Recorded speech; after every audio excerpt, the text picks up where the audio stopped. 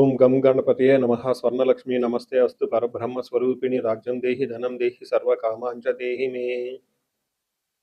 స్వర్ణలక్ష్మి అమ్మవారు ప్రతి ఒక్కళ్ళకి చక్కగా బ్రహ్మతత్వాన్ని, తద్వారా ప్రతి ఒక్కళ్ళు ప్రతి నిమిషం సంతోషంగా, హ్యాపీగా, ఉత్సాహంగా ఉండాలని చెప్పేసి అమ్మవారి యొక్క కృపా కటాక్షం ప్రతి ఒక్కళ్ళ మీద ఉండాలని చెప్పేసి మనం కోరుకుందాం. అమ్మవారిని ప్రార్థిద్దాం.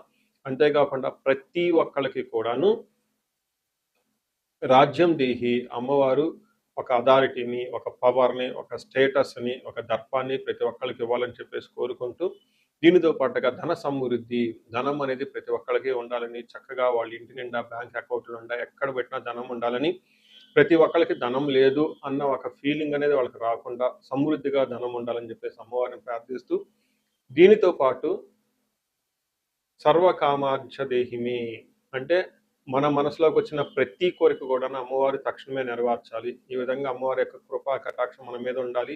12 రాసుల వారు కూడా చక్కగా అభివృద్ధి జరిగి ఎంతో ఉత్సాహంగా ఉన్నతంగా ఎదగాలని చెప్పేసి మనం కోరుకుందాం.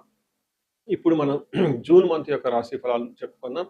జూన్ మంత్ రాశి ఫలాలు చెప్పుకుంటే ఈ జూన్ మాసంలో మనకి 2-3 రకాల విశిష్టతలు ఉన్నాయండి. అవి తెలుసుకుందాం. ఫస్ట్ ఈ జూన్ మంత్ మనకి అధిక జ్యేష్ఠ మాస పౌర్ణమితో స్టార్ట్ అయ్యి నిజ జ్యేష్ఠ మాసం పౌర్ణమితో ఎండ్ అయిపోతుందని మీరు గమనించాలి.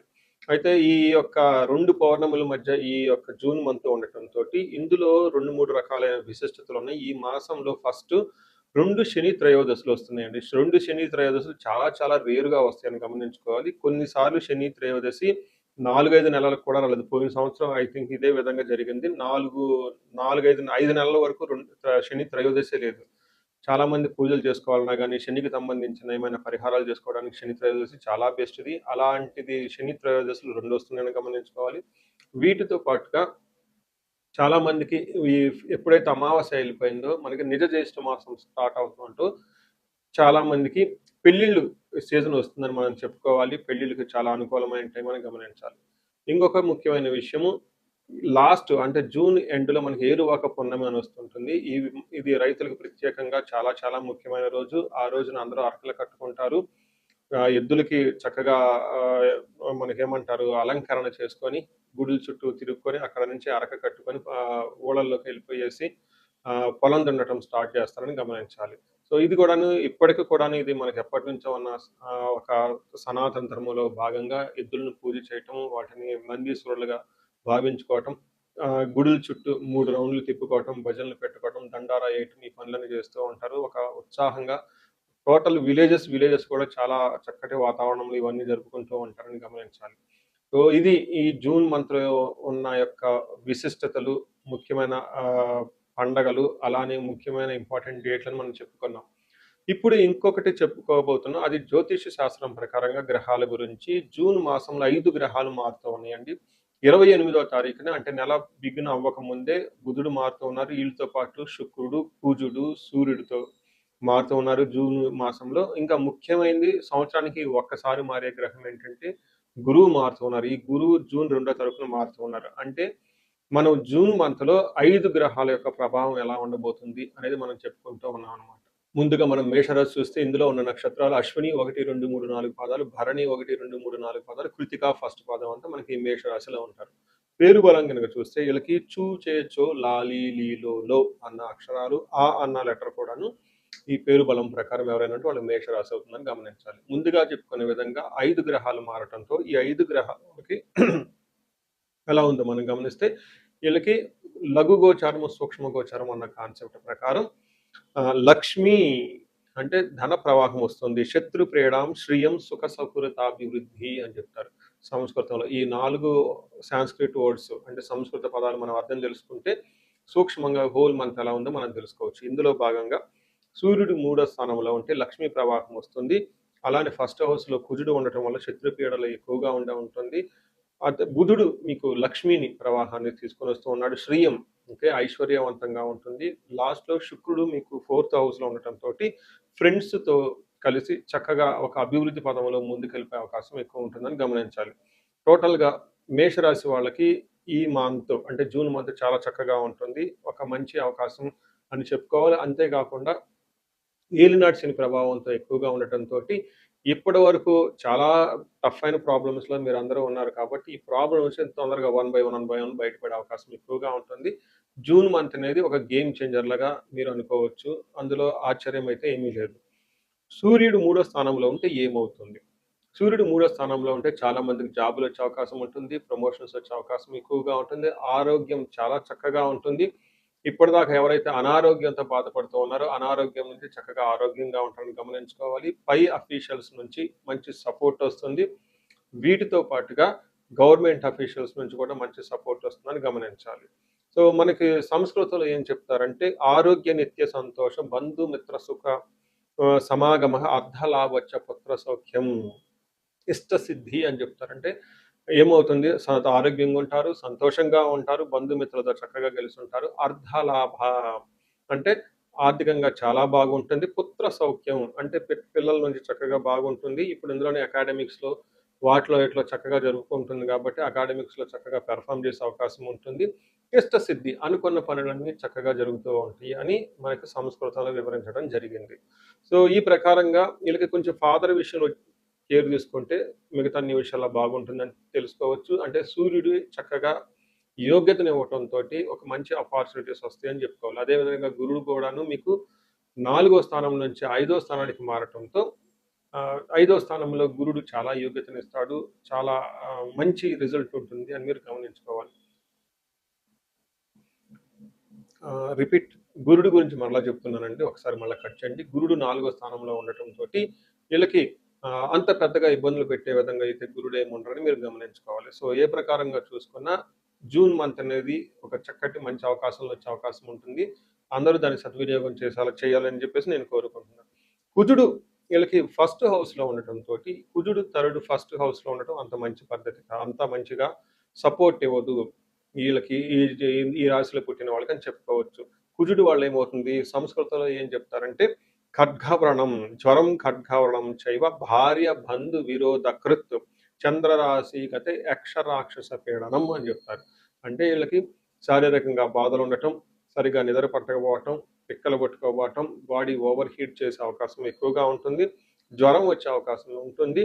మీరు కొన్నిసార్లు భార్యాభర్తలు, బంధువులతో కూడా గొడవలు పడతారు. అంటే వీటన్నిటికంటే ముఖ్యంగా తెలుసుకోవాల్సింది ప్రయాణాలు చేసేటప్పుడు మీకు ఏదన్నా గాయాలయ్యి బ్లడ్ వచ్చే అవకాశం ఉంటుందని తెలుసుకోవాలి. వాహనాల వల్ల నడిపేటప్పుడు చాలా జాగ్రత్తగా ఉండాలి. వీటన్నిటికంటే ముఖ్యంగా ఇంకా చెప్పుకోలేని ప్రాబ్లమ్స్ వస్తూ ఉంటాయి. ఒకవేళ మీరు డాక్టర్ దగ్గరికెళ్ళినా గానీ, మీకు ఆరోగ్యం అంతా బాగుంది, రిపోర్ట్స్ నార్మల్‌గా ఉన్నాయి, పెద్దగా బాధపడవలసిన అవసరం లేదు అని చెప్తారు. కానీ ఇంటర్నల్‌గా మీరు చాలా టైర్డ్‌గా ఫీల్ అవ్వటము, నీరసంగా ఫీల్ అవ్వటం, దడగా ఫీల్ అవ్వటము, నైట్ నిద్ర పట్టకపోకుండా ఉండే అవకాశం ఎక్కువగా ఉంటుంది. దీనికి చక్కటి పరిష్కారాలు కుజుడికి సంపూర్ణ శాంతి పూజలు చేపించుకుంటే పోతాయని తెలుసుకోవచ్చు. నెక్స్ట్ బుధుడు మీకు మంచి యోగ్యతనిస్తూ ఉన్నాడు. ఫైనాన్షియల్‌గా ప్రవాహాన్ని తీసుకొనొస్తూ ఉన్నాడు. ఎక్కడైనా ఇంతకుముందు మీకు రావాల్సిన డబ్బు ఉంటే డబ్బొస్తుంది. ఫైనాన్షియల్‌గా ఎక్కడైనా మీరు బ్లాక్ అయ్యారు. ఓకే. సరిగ్గా ఫ్లో లేదు, ఆగిపోయింది అనుకుంటే ఈ టైంలో చక్కగా వృద్ధి వచ్చే అవకాశం ఉందని తెలుసుకోవాలి.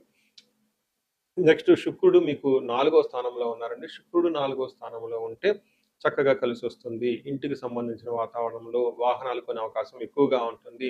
బంధువులతో కలిసి ఉండే అవకాశం ఎక్కువగా ఉంటుంది. తల్లితో చక్కగా మాట్లాడుతూ ఉంటారు. మంచి భోజనం చేస్తూ ఉంటారని తెలుసుకోవాలి. అయితే 4 స్థానంలో ప్రాపర్టీస్, బంగారం కొనే అవకాశం కూడా ఎక్కువ ఉంటుందని తెలుసుకోవాలి. అయితే మనకి సంస్కృతంలో ఏం చెప్తారంటే 4 స్థానంలో శుక్రుడు ఉండటం వల్ల స్వబుద్ధి బంధు సన్మానం, స్త్రీ సంభాషణ సంభ్రమ, పుత్రమిత్ర కళాత్రాది ఇష్టాగోష్ఠిసు సుఖే భృగునందనే అని చెప్తారు సంస్కృతంలో. దాని మీనింగ్ చాలా బ్యూటిఫుల్‌గా ఉంటుందండి. స్వబుద్ధి అంటే మీ ఇంట్యూషన్ చాలా స్ట్రాంగ్‌గా ఉంటుంది. వేరే వాళ్ళ యొక్క ఇన్‌ఫ్లూయెన్స్ మీ మీద ఉండదు. మీ ఓన్‌గా డెసిషన్ తీసుకుంటారు. బంధు సన్మానం, బంధువుల నుంచి మంచి కీర్తి ప్రతిష్టలు ఉంటుంది. స్త్రీ సంభాషణ సంభ్రమ అంటే మీ చుట్టూ ఉన్న లేడీస్‌తో చక్కగా మాట్లాడుతూ కలివిడిగా మీకు కావాల్సిన పనులన్నీ చక్కగా చేసుకుంటూ వెళ్తూ ఉంటారు అని చెప్పుకోవచ్చు.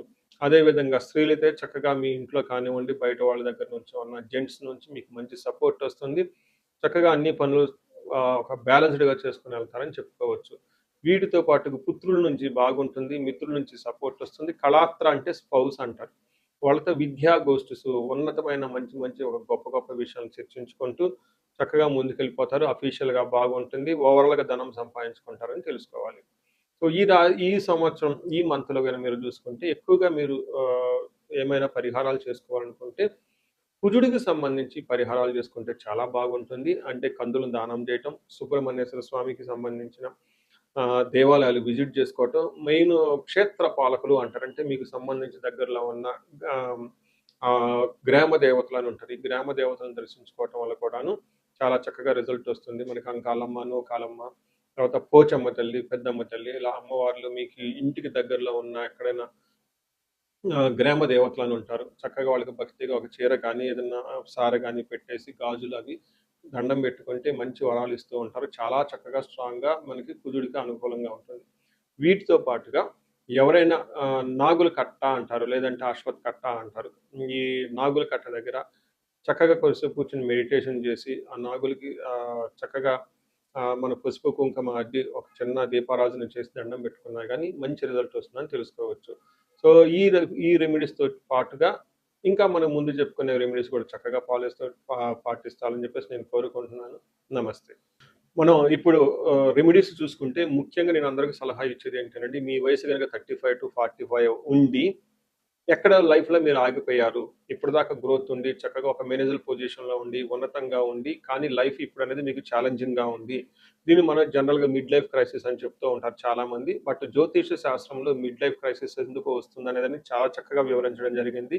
ఆ టైంలో మీకు శాపాలనేవి యాక్టివేట్ అవుతూ ఉంటుంది. ఆ టైంలో మీకు గ్రహ దోషాలని ఉంటాయి. ఈ గ్రహ దోషాలు కూడా మీకు యాక్టివేట్ అవుతూ ఉంటాయి. ఇది ఒక్కసారి మీరు ఇన్ కేస్ మీ ఏజ్ గనుక అలా ఉండి ఇప్పటిదాకా బాగుండి, మధ్యలో మేము లైఫ్‌లో స్ట్రక్ అయిపోయాము. గ్రోత్ లేదు, డైరెక్షన్ లేదు, సరిగ్గా ఇంప్రూవ్‌మెంట్ లేదు, రిలేషన్‌షిప్స్‌లో ప్రాబ్లమ్స్ వస్తూ ఉన్నాయి. ఎలా ఎళ్ళాలో కన్‌ఫ్యూజన్‌లో ఉన్నారు అనుకున్నప్పుడు ఖచ్చితంగా ఒకసారి జ్యోతిష శాస్త్రంలో మీ ఇండివిడ్యువల్ హారోస్కోప్ చూపించుకోండి. అందులో టోటల్ శాపాలు ఏమైనా ఉన్నాయా స్కాన్ చేసుకొని అవి ఇప్పుడు యాక్టివ్‌గా ఏమైనా ఉన్నాయో తెలుసుకోవడం చాలా చాలా ముఖ్యం. ఇప్పటిదాకా మనం చెప్పుకున్న ఈ గోచార ఫలితాలు మీకు ఒక 30, 40% మాత్రమే ఎఫెక్ట్ అవుతాయి. 100% మీ జాతకం కరెక్ట్‌గా ఎలా ఉందని తెలుసుకోవడానికి ఇండివిడ్యువల్ జాతకం చూపించుకోవడం చాలా ఇంపార్టెంట్. అందులో ఉన్న దశలు ఎలా ఉన్నాయి, భుక్తులు ఎలా ఉన్నాయి చూసుకొని చక్కగా పరిష్కారాలు చేసుకొని, పరిహారాలు చేసుకుంటే లైఫ్ అనేది 10 రెట్లు ముందెళ్ళే అవకాశం ఎక్కువగా ఉంటుంది. చాలా మందికి ధనానికి ఇబ్బంది పడిపోతూ ఉంటారు. అప్పటిదాకా ధనం ఫ్లో ఉంటుంది. సడెన్‌గా ధనం ఫ్లో ఆగిపోయి ఉంటుంది. వాళ్ళు స్వర్ణలక్ష్మి విశేష హోమం చేపించుకోవటం, కుబేర పాశుపతం చేపించుకోవటం చాలా ముఖ్యం. దీనితో పాటు చాలామంది భార్యాభర్తల మధ్య అన్యోన్యత అనేది లేకుండా చాలా ఇబ్బంది పడిపోతూ ఉంటారు. ఏదో ఉన్నామంటే ఉంటారు కాబట్టి, ఈ యొక్క భార్యాభర్తల మధ్య గొడవ వల్ల ఇంట్లో అనేక రకమైన ప్రాబ్లమ్స్, మిస్‌అండర్‌స్టాండింగ్స్ వస్తూ ఉంటాయి. బంధువులు, చుట్టాలతో కూడా ఒక్కోసారి మీకంతా విలువ ఇవ్వకుండా పోతూ ఉంటారు. ఇలాంటి వాళ్ళు అన్యోన్య దాంపత్య పాశుపతం చేపించుకోవటము, లేదా విశ్వావసు గంధర్వరాజ మహా హోమం చేపించుకోవటం, విశేష హోమం చేపించుకుంటే జాతకంలో ఉన్న దోషాలు పోయి చక్కగా ఉంటారు. ఇవి కాకుండా ప్రతి ఒక్కళ్ళకి ఈ మధ్య అమెరికాలో ఉంటూ ఉంటారు. లేదంటే ఎన్ఆర్ఐలు చాలా మంది ఉంటారు. చాలా డైలమా ఉంటుంది. ఏ కెరియర్‌లో ఎళ్తే బాగుంటుంది? ఇండియాలో ఉంటే బెటర్‌గా ఉంటుందా? లేదంటే ఇండియా నుంచి ఫారిన్ ఎళ్తే బావుంటుందా? ఫారిన్ సెటిల్‌మెంట్ యోగం ఉందా? అసలు ఫారిన్‌లో ఎంతకాలం ఉంటాం? ఇలాంటి విషయాలు చాలామంది ఈ వీసాల గురించి, గ్రీన్ కార్డుల గురించి, లేదంటే ఎంఎస్ చేయాలనుకున్న వాళ్ళకి చాలా కన్‌ఫ్యూజన్‌లో ఉంటారు. అలాంటి వాళ్ళు కూడా ఒకసారి జాతక చక్రం చూపించుకుంటే చాలా బాగుంటుంది. యూజువల్‌గా వీసాలు రావటానికి నేను మన్యు పాశుపత అభిషేకం విత్ రాహు గ్రహం శాంతులు ఎక్కువ చేస్తూ ఉంటాను. ఇలా రాహువుకి సంబంధించి మన్యు పాశుపతం చేస్తే, వీటితో పాటు లక్ష్మీ గణపతి జపము, ఈ స్వర్ణలక్ష్మి జపం చేసుకుంటూ ఉంటే, ఇక్కడ ఫారిన్‌లో ఈ వీసా ప్రాసెసింగు, లేదంటే ఈ డాక్యుమెంటేషన్ వర్క్ అనేది చాలా చక్కగా ఫాస్ట్‌గా ఎలాంటి ఆటంకాలు లేకుండా అయ్యే అవకాశం ఉంటుంది.